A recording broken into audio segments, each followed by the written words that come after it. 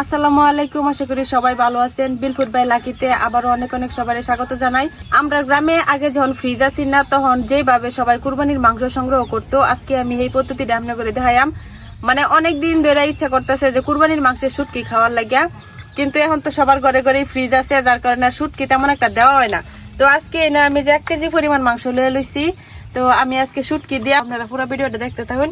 এই যে এনে আমি 1 কেজি পরিমাণ বুগার সলিড একদম মাংসটা লয়ে লইছি। এটার মধ্যে কোনো হাড় থাকতো না, আর মাংসের পিসগুলো একটু বড় বড় হইলে ভালো হয় আর কি, কারণ শুকায়া মাংসগুলো একদম ছোট হয়ে যাবো। তো এরকম সাইজ হলে ভালো হয়। আর এই যে মাংসের সাথে যে চর্বিগুলো আছে, চর্বিগুলোও কিন্তু কাটটা ফেলাই দেওয়া লাগবে। তো আমি কিন্তু পরিষ্কার করে লইছি, এখন ভালো মতো ধুয়ে লইলাম।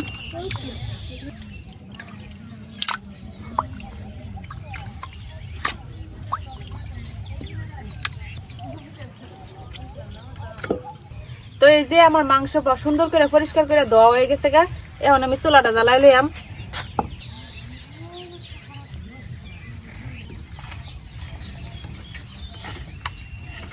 এই যে আমার আগুন ধরানো হয়ে গেছে, এখন কড়াই বয়াই দিলাম।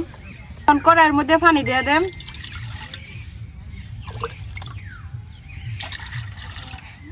মাংসটা যাতে সিদ্ধ হয় সেই অনুযায়ী আর কি পানি দিয়ে দেন।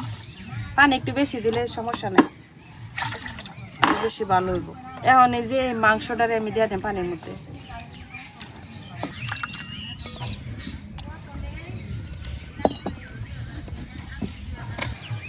তো পানির মধ্যে আমি মাংসটা দিয়ে দিছি। এখন এই মাংসের সাথে আমি একটু হলুদ আর লবণ মিশাইলাম, যাতে মাংসটা মানে ভালো মতো সিদ্ধ হয় আর মাংসের ভিতরে লবণটাও ঢুকে। হলুদ দিলে কালারটা অনেক সুন্দর আইব।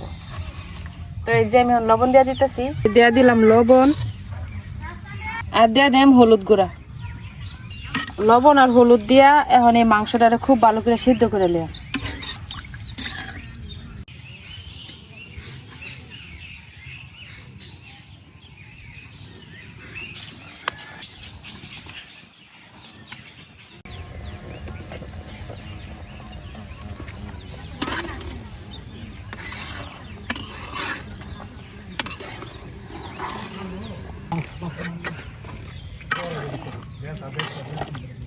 এই যে দেখেন আমার মাংস কিন্তু সিদ্ধ হয়ে গেছে গা, এখন এই মাংসগুলো নামাই লইলাম।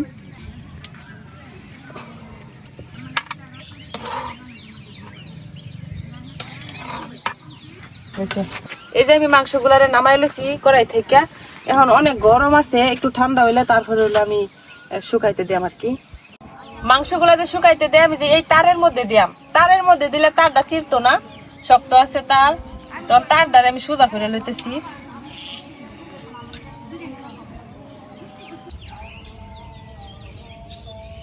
এই যে আমার মাংসগুলা কিন্তু খুব সুন্দর ঠান্ডা হয়ে গেছে, এখন একবারে হাত দিয়ে ধরা যেতেছে।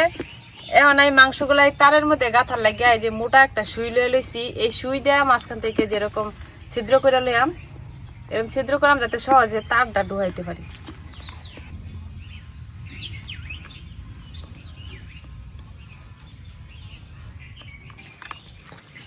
এখন এই যে তারের মধ্যে যে শুটকি গুলা দিয়াম, এই তারটারে আগে বাইন্ধা লইয়াম এক মাথা। এই বাঁশের মাথা আর এই বাঁশের মাথা, 2 মাথা বান্ধিয়াম। তো এই আগে এটারে আমি বান্ধিয়া লই, একটা মাথা বান্ধিয়া লইলে পরে মাংসগুলা দিতে সুবিধা হইব।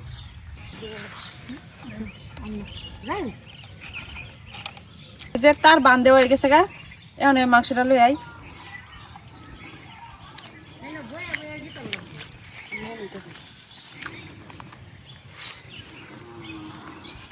মাংসগুলার আমি আগে থেকে ছিদ্র করে রাখছি, যার লাগে কিন্তু তারটা খুব সহজে এই যে ঢুকান যেতেছে।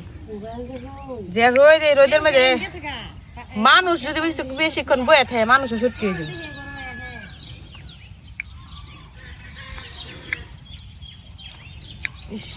তোমারে কি তে দিলে তুমি তো শুটকি করবা।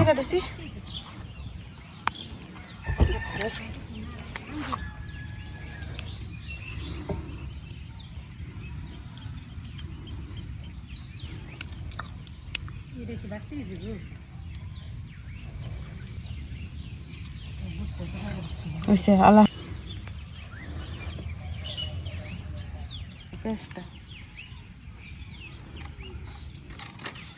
যত ফাঁকা ফাঁকা করে দেবেন যাবো, তত তাড়াতাড়ি শুকাইব।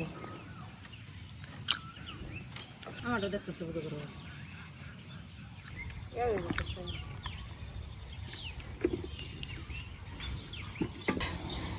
কিন্তু রেডি হয়ে গেছে গা। এখন হলো এইটা শুকানির অপেক্ষা, তো শুকানি পর্যন্ত এটা এনেই থাকবো। তো আপনাদের লগে দেখা হইতেছে মাংসটা শুকানির পরে।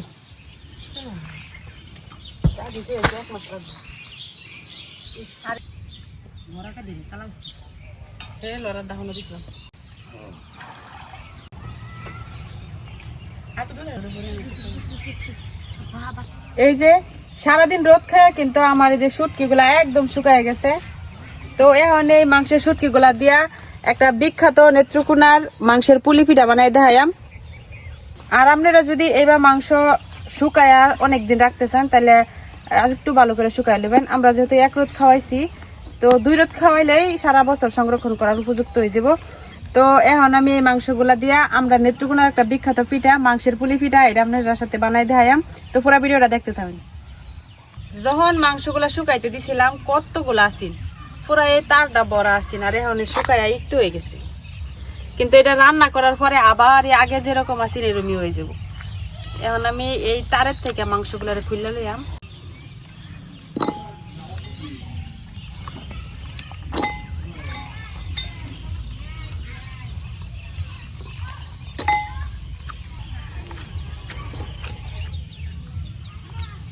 এই যে দেখেন শুটকি গুলা শব্দ শুনে বোঝা যাইতেছে অনেক শুকাইছে, একদম পারফেক্ট। এখন আমি শুকনা খোলাই জিরা আর কিছু গরম মশলা হালকা ভাজা লিয়াম। হালকা ভাজা লইলে একটা সুন্দর গ্রান আয়ে আর তাড়াতাড়ি হলো বাটা হয়ে যায়।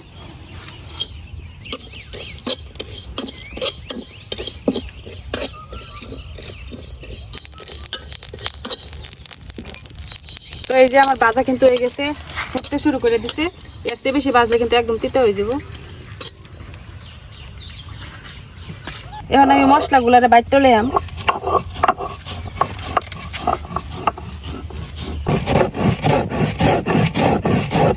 তো এই যে আমার মশলা বাটা হয়ে গেছে গা।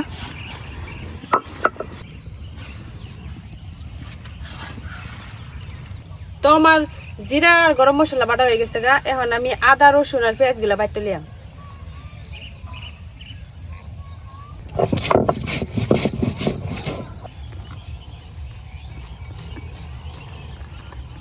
তো এই যে আমার মশলা পাতি সব বাটাবাটি হয়ে গেছে গা। এখন হলে যে মাংসগুলারে আমি সেচ চলে ফাটার মধ্যে।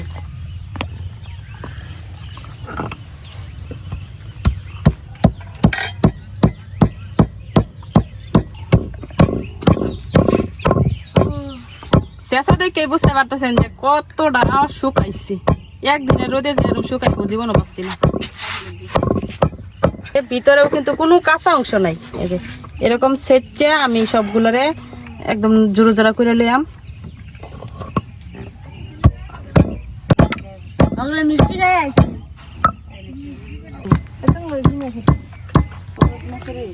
এখন হাত দিয়ে এমনি ছিঁড়ে ছিঁড়ে লইয়াম।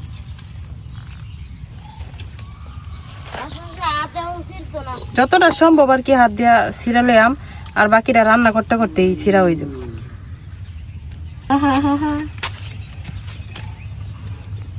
আমার মাংস রেডি, সবগুলো আমি হাত দিয়ে যে সুন্দর করে ছাড়াই লইছি। এখন এদিক দিয়ে আমি কায়দা করে লইয়াম।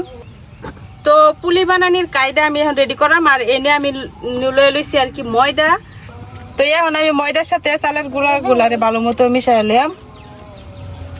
এদিক দিয়ে আমি একটা কড়াইয়ের মধ্যে পানি দিয়ে দিছি ওগুলো কাই করার লাগে। আর পানির মধ্যে এখন আমি লবণ দিয়ে দেম।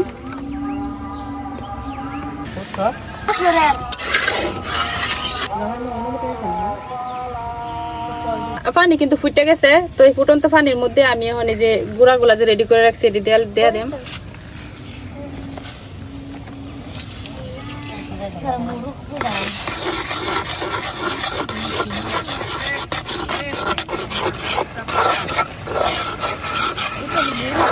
অল্প অল্প ময়দা আর চালের গুঁড়া দিয়ে দিয়ে আমি কিন্তু এই যে কাইডার ফাঁকাই লইতেছি। এখন কাইডা যত ফাঁকবো তত কিন্তু রুটিটা সুন্দর হইব।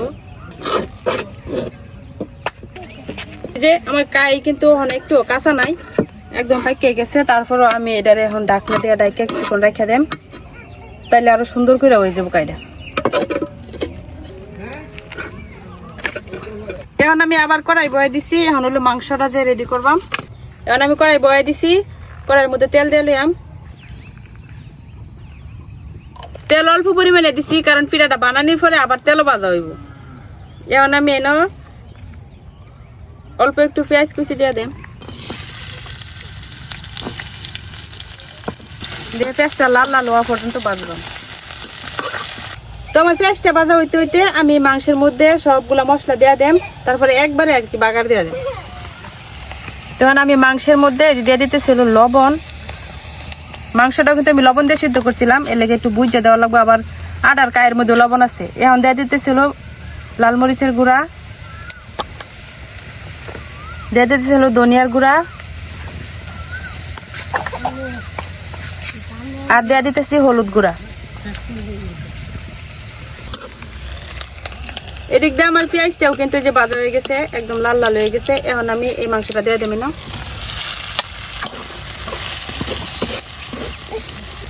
মাংসের মশলাটা যাতে না পুড়ে যায়, এর লেগে আমি অল্প পানি দিয়ে দেব। এখন দিয়ে দেব আদা রসুন বেটে রাখছিলাম, এটা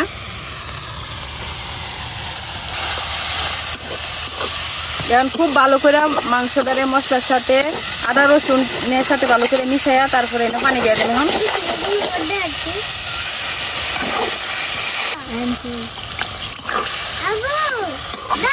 বেশি এখন সর্বশেষ দিয়ে দেন যে জিরা আর গরম মশলাটা আমি ভাইজা বাইতে রাখছিলাম, এটা এখান থেকে অর্ধেকটা পরিমাণ দিয়ে দেন। অর্ধেকটা পরিমাণ দিয়ে দিচ্ছি, আর যে একটু রয়েছে এটা মাংস নামানোর সময় দেম। মানুষে কমেন্ট করতেছে যে বোনের বাড়ি থেকে মুরগি কবুতর হাঁস আর কবুতর খাইছি, মানে বোনটারে দেখাইতাম। বোন যে ওই যে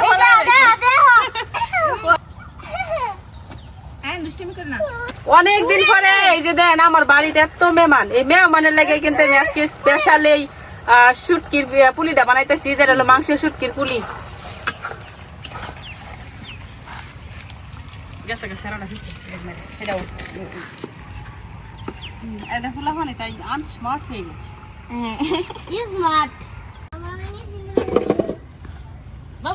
তো আমার মাংসটা হইতে হইতে আমি এদিক দিয়ে হলো কাইডারে বানাই লইলাম। এখন অনেক গরম আছে, গরম অবস্থায় এটা একটু ডইলা রেডি করে লইলাম আর কি।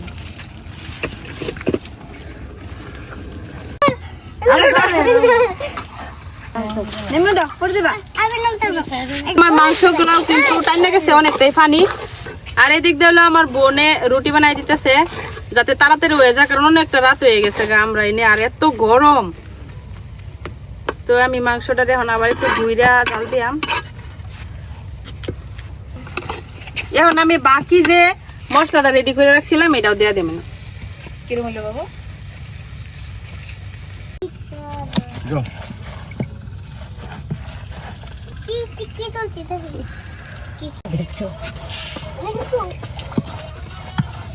আলাপ কর। এই যে আমার মাংস কিন্তু হয়ে গেছে গা, এখন এই মাংস নামাইলাম।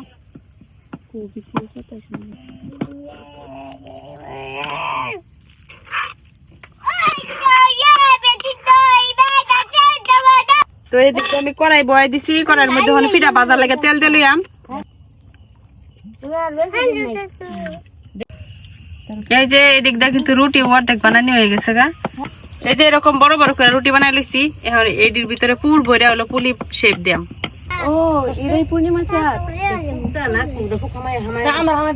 কারেন্টের অপেক্ষায় বয়ে থাকলে কাম হইতো না, কারেন্ট আইতাছে না, তখন আমি পুলি বানানি শুরু করে দিই। এই যে একটা রুটি লইলাম, রুটির মধ্যে এখন মাংসের পুরটা দিয়ে দেব। এই যে মাংসের পুর,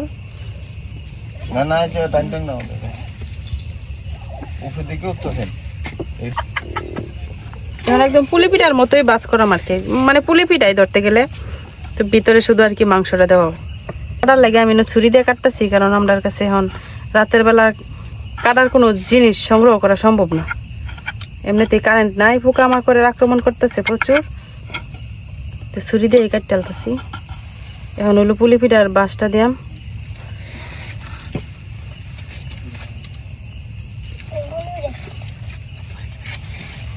এই যে হয়ে গেছে পুলি, মানে এবার আমি বাকিগুলো বানাই লইলাম।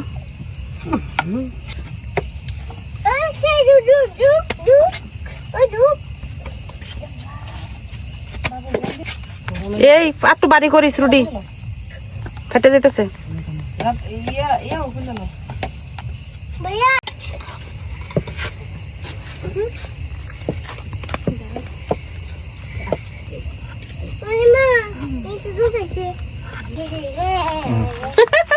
ফেল করে আছে। আদাই লইন। তো এই যে সাইডটা ফুলি বানানো হয়ে গেছে, এখন আমি ফুলিগুলা দিয়ে দেব তেলের মধ্যে। বিসমিল্লাহ।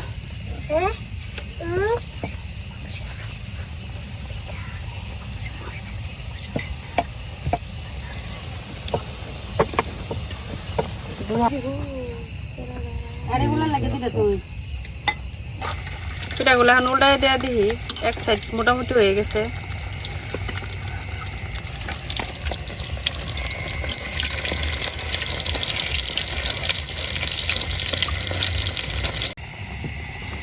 সবাই কেমন আছেন? বিদ্যুৎ জংসা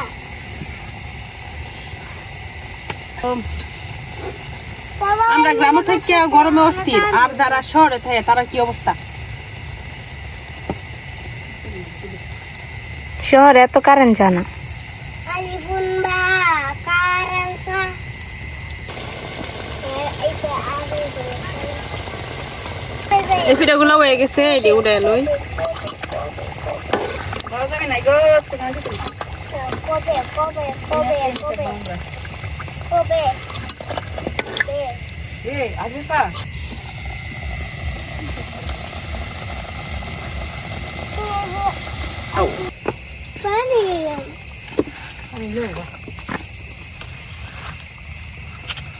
কবে গরম খাওয়ার তো একটু অসুবিধা। এটা আমাদের নেত্রকোনা জেলার ঐতিহ্যবাহী মাংস পুলি পিঠা।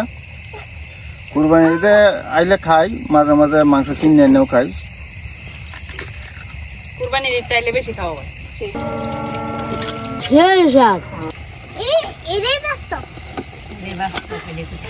কি কইতাম দুঃখের কথা, পিঠা বানানিরাও শুরু করছি, কারেন্টটাও গেছে গা। তো এখন গরম গরম আমনি করে আমি শুধু একটু একটা বাইঙ্গা খায়া দেখাইতেছি, আর এদিক দিয়ে পিঠাগুলো হইতে থাক। এই যে ভিতরে দেখেন মাংসের পুরটা, বাইরের লোক ক্রিস্পি একদম। বিসমিল্লাহ।